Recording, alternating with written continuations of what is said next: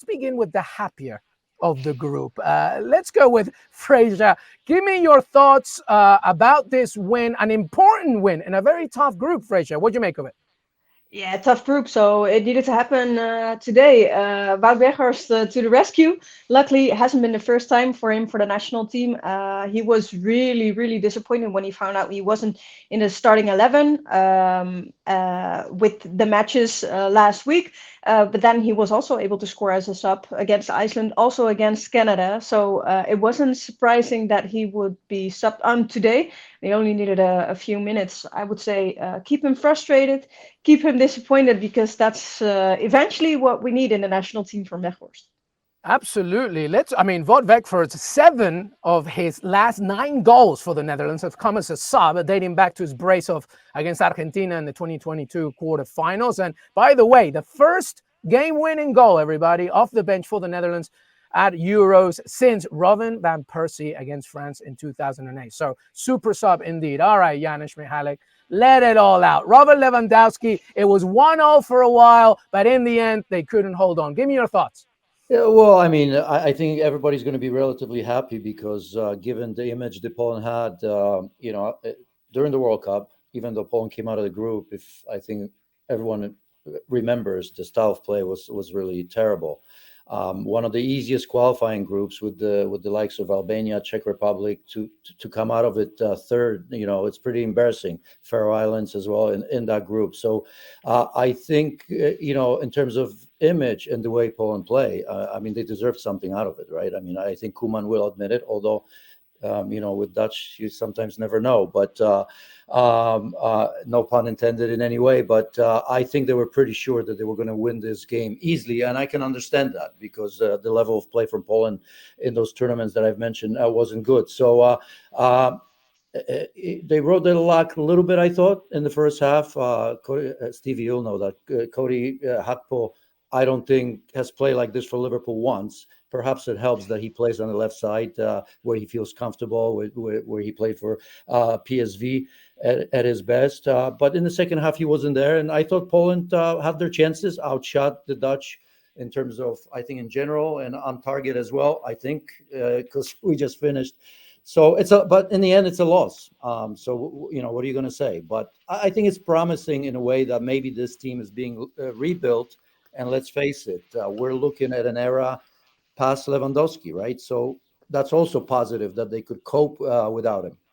Yeah, they played without Robert Lewandowski. They did hold on, Stevie Nicol. It was 1-0 for a bit, but in the end, you thought, no chance. They were holding on to dear life. What did you make of it? Was it more to do with the Dutch power today, or just the fact that Poland are just not good enough? I think it's amazing that when you're emotionally involved in a game, how you see it a different way. I'm kind of on a different spectrum to Janusz. I personally, I think it should have been maybe 4 at half time. Yes, Janusz was talking about Gakpo. He looked dangerous. The final product just wasn't there. Him and Depay could have had a couple of goals in the first half. Chesney made 3-4 really good saves. There was other opportunities. Depay blasted one over the crossbar. And the fact that the Poles went ahead was absolutely against the run of play. I did say they rode the luck in the first half, right? Honestly, I thought Poland reminded me of Scotland in the first half. Quite frankly, I really thought the game should have been over. They stuck at it. They had some shots, yeah. Verbruggen did make a couple of saves. But I think overall, for me, if the Dutch hadn't won this game, they would have been scratching their head thinking how. Janusz, you want to quickly react to that? Yeah, I don't know if I take the Poles against the Scots because Scots didn't do one thing in that game. Enemy against the Scots. Went to Germany were good, but so maybe that. Stevie, you know me long enough. As I said, in the first half, there were issues in the back for Poland for sure, but I think they posed all kinds of problems. And I'm here in Europe now, and just reading the Dutch press and everybody. This would have been in their mind an easy win. And as I said, I understand that because the style of play from Poland for let's say 4 or 5 years has been just terrible to watch. So I think they'll at least be proud that they try to play football. So I think that's where I'm going to go with this. Yeah, there's a transition there. And let's remember, as you said, this was a Polish team without Robert Lewandowski. And yes, obviously not one team is ever made of one player, but you can definitely get to that argument when you talk about somebody like Lewandowski. Fresia, want to focus a little bit on, what you saw of the Dutch, specifically offensively. Obviously, they dominated in possession. As Stevie said, it could have been so much more in the first half. Cody Gakpo, by the way, as Janusz said, not really delivering as much for Liverpool, but for the national team, his 10th goal in 25 matches, a product, of course, of playing alongside the likes of Xavi Simons, of course, and Memphis Depay. He missed a sitter as well. But what did you see from the Dutch offensively that you liked, and maybe something that could improve as the Euros continue? I think Memphis played quite poorly. If it comes to possession, he lost a lot of balls. So that was a pity for the team, because they couldn't have the control they wanted from Memphis. And to be honest, Cody Gakpo, I know he doesn't play for Liverpool from that position all the time, but this is the Cody Gakpo we know from PSV Eindhoven, but also from the national team.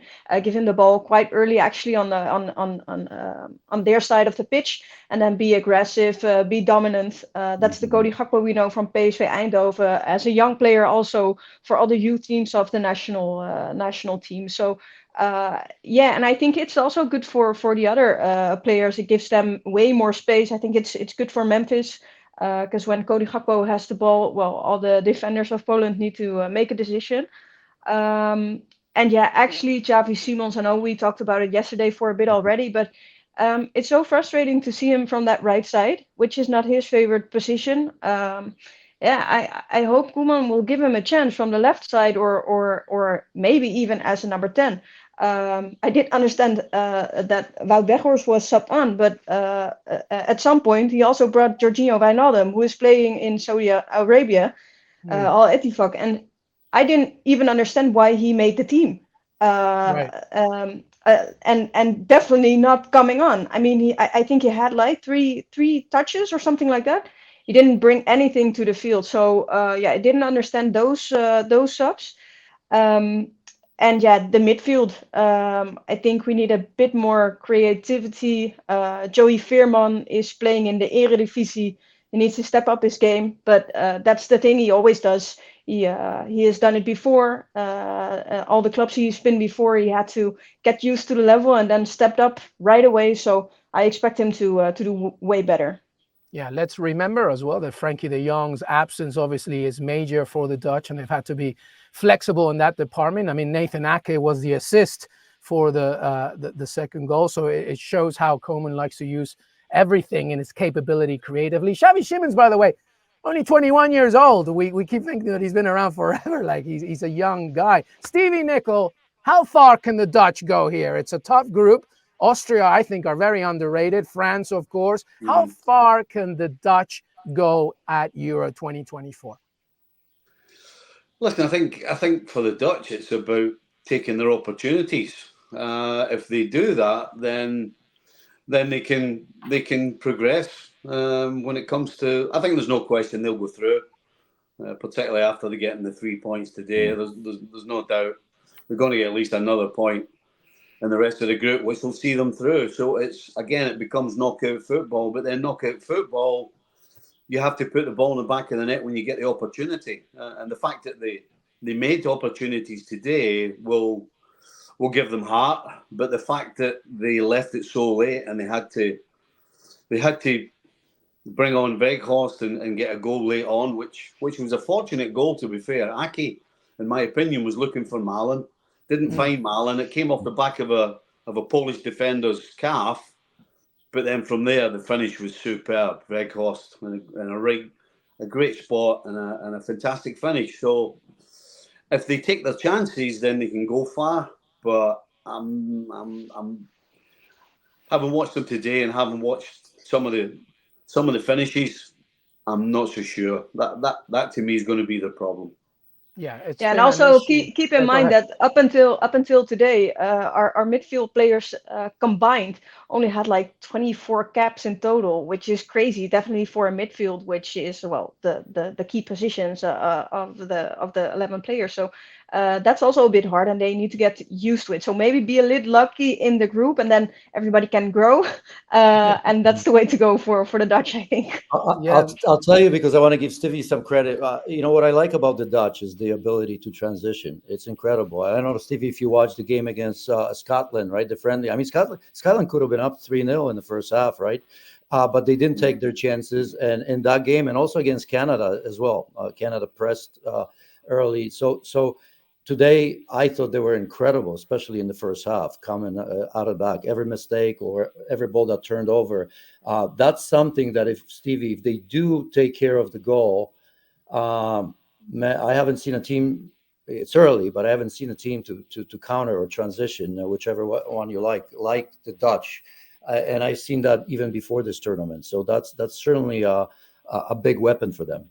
yeah. I think the biggest issue for the Dutch obviously will be once they play, as in the next game, against tougher opposition, and what they do and taking care of these chances. This is obviously almost always, definitely in the last decade or so, been a transitioning issue for the Netherlands, right? Trying to make sure that they have somebody that can really rely on. By the way, Wout Weghorst, everybody, I know I keep throwing you some stats, but he's the first Dutch player to score 3 major tournaments goals off the bench, alongside Depay and Huntelaar as well, because they have 2. So Weghorst has 3. He's the one leading ahead. So if they can have that kind of help off the bench, Fresia, then things would look good.